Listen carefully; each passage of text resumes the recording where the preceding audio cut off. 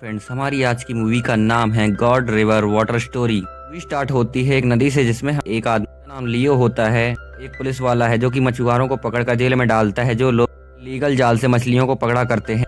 नदी में एक डाइव लगाता है। यहाँ पर नदी में नीचे जाने पर उसे एक लाश मिलती है कि चेन से बंधी हुई होती है। हमारी ये सोने से भरी हुई है। आगे हम देखते हैं कि वो जैसे ही उस लाश को हाथ लगाता है नदी में भूकंप आने लगते हैं। उसके बाद हम मछुआरों को देखते हैं कि इलीगल जाल डालकर मछलियों को पकड़ रहे होते हैं। वो लोग ये बात कर रहे होते हैं कि अचानक से आज कैसे ये भूकंप आ गया। और तभी वो मछुआरा जाल लगाया होता है, उसके जाल की घंटी बजने लगती है। उसे लगता है कोई बड़ी मछली पकड़ी हुई है।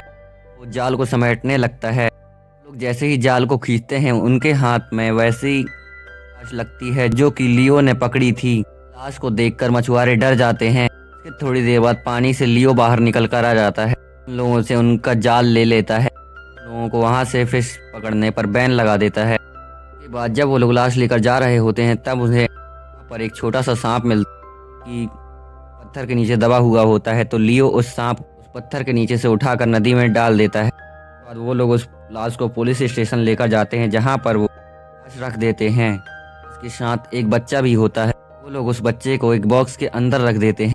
वो आश्चर्य हो रहा होता है कि वो लाश इतने दिनों से पानी के अंदर थी पर वो लाश इतने दिनों से सड़ी क्यों नहीं। के बाद लियो को अचानक से विजन्स आने लगते हैं जिसमें उसके दोस्तों के पीछे अचानक से वही लाशें घूमती हुई दिखाई देती हैं। अब लोग लियो के दादाजी को बुलाकर लाते हैं को एक कहानी सुनाते हैं जिसमें उनके गांव से छोटे छोटे बच्चों को गायब कर दिया करता, उन्हें दूसरे गांव में ले जाकर मारकर खा जाता था। उस राक्षस काले जादू का साया था और दादाजी लियो को सतर्क रहने की सलाह देते हैं। ये भी बताते हैं कि उन्होंने उस राक्षस से फाइट की थी जिसमें राक्षस दादाजी को मारने ही वाला था पर दादाजी समय रहते अपनी जान बचाकर भाग निकले थे। इसके बाद वो एक नाम बताते हैं जो कि होता है डोगा। ये नाम का लड़का जल का शैतान होता है। उसकी आंख मछली के जैसी होती है। उसकी फाइल निकलवाने के और उसके दोस्त लाइब्रेरी में जाते हैं जहाँ डोगा को उन लोगों का पहले से पता चल गया होता है। उसकी रहा है वो अपने एक आदमी को उन तीनों को जान से मारने के लिए लाइब्रेरी में भेज देता है। तीनों को लाइब्रेरी में एंट्री नहीं मिलती है तो वो लोग रात होते ही चोरी छिपे लाइब्रेरी में घुस जाते हैं। उसका दोस्त बताता है कि इस लाइब्रेरी की जो पिछली वार्डन थी किसी ने पेट फाड़ कर मार डाला था और अब उसकी आत्मा इस रात में इस लाइब्रेरी में घूमती है। उसके बाद जब उन लोगों को फाइल मिल जाती है तो देखते हैं कि उनके पीछे नई वार्डन आ चुकी होती, जोर से चिल्लाने ही वाली होती है। तभी लियो उसे चिल्लाने से मना करता है। उसके पीछे देखता है कि वहाँ पर एक भूतनी खड़ी हुई है। लियो सबको साथ लेकर वहाँ से भागने लगता है।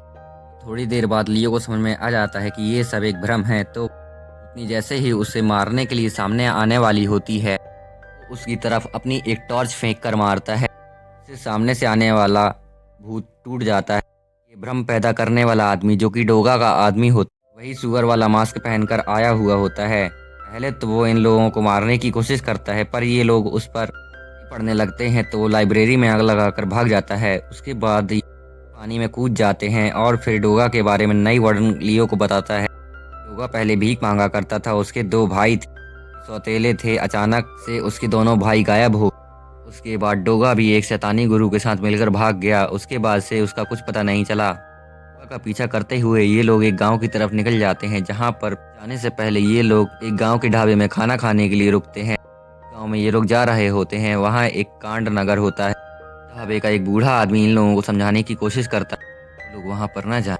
वहां पर एक शैतानी इलाका है पर एक तंबाकू फैक्ट्री खुली हुई थी जहाँ पर अब कोई नहीं रहता है। वो लोग उस बूढ़े आदमी और उस पोती की बात नहीं मानते हैं तो बूढ़ा आदमी इन लोगों को यहाँ से जाने देता है। उसके बाद ये लोग उस गाँव की तरफ जाते लोगों को लग रहा होता है कि ये लोग उस खंडहर पड़े गांव में अकेले होंगे पर यहाँ पर तो सर्कस लगा हुआ था और इस सर्कस के गेट पर एक दो मुंह वाला आदमी इन तीनों का स्वागत करता है। वीरान पड़े गांव में सर्कस लगवाने को लेकर लियो इस आदमी से सवाल पूछता है। वो आदमी कहता है कि शहर में सर्कस लगवाने की परमिशन नहीं है कारण शहर से दूर सर्कस लगवाया हुआ है और उसके दोस्त यहाँ पर सर्कस में पहले घूमते हैं और उन्हें एक सुंदर सांप दिखाई देता। अजीबोगरीब लोग भी मिलते हैं। यहाँ पर तो वो लोग डोगा के बारे में जानने के लिए आए हुए होते हैं। यहाँ पर आने के बाद ये लोग सबसे सवाल पूछते हैं कि किसी को शायद डोगा के बारे में पता होगा। यहाँ पर कोई भी उस आदमी के बारे में नहीं जानता था। आखिर में जब लियो थक हार कर एक जगह बैठ गया होता है, वहाँ पर एक लड़का उसे डोगा के बारे में बताता है। तो वो लड़का होता है, इसीलिए वो लियो के दोस्त की तरफ देखता है जो कि एक ब्रेड का टुकड़ा लिया हुआ होता है। वो फटाक से उस ब्रेड के टुकड़े को उस लड़के को दे देता है, जिसके बाद वो लड़का डोगा के बारे में बताता है कि एक जल का शैतान है, उसने अपने दोनों भाइयों को मार डाला कि वो लोग उसका खाना खा गए। बाद में एक शैतानी बाबा के साथ भाग गया था और अब कहीं भी आता पता नहीं। उसकी एक कमजोरी भी है कि उसका बायां कंधा मजबूत नहीं। तो उससे पूछता है कि तुम्हें ये सब कैसे पता। तो लड़का जोर से चिल्लाता है और लियो का सपना टूट जाता है। तभी लियो का दोस्त दोबारा से उस सुअर के मुखौटे वाले आदमी को देखता है और वो लोग तीनों के तीनों पीछा करने लगते हैं। लोग उसका बहुत देर तक पीछा करते रहते हैं और उसे बहुत चोट पहुंचाते। वो भागने में कामयाब हो जाता है। वो भागते हुए तंबाकू फैक्ट्री के अंदर घुस जाता है। वो भी उसका पीछा करते हुए उसी तंबाकू फैक्ट्री के अंदर घुस जाता है। एक शो चल रहा होता है जहाँ पर जितने भी दर्शक होते हैं सारे के सारे हिप्नोटाइज्ड होते हैं। वो चल रहा होता है। इसके बाद जब ये लोग वहाँ होते हैं तो वहीं पर सुअर के मास्क वाला आता है और अचानक से वहाँ पर एक बंदर आ जाता है। ये बिल्कुल शैतानी बंदर होता है और सुअर के मास्क वाला आदमी और वो बंदर लियो और उसके दोस्तों पर हमला कर देते हैं। बंदर लियो के दोस्तों को उठा कर पटक रहा होता। यहाँ पर सुअर के मास्क वाले से मार खा रहा होता।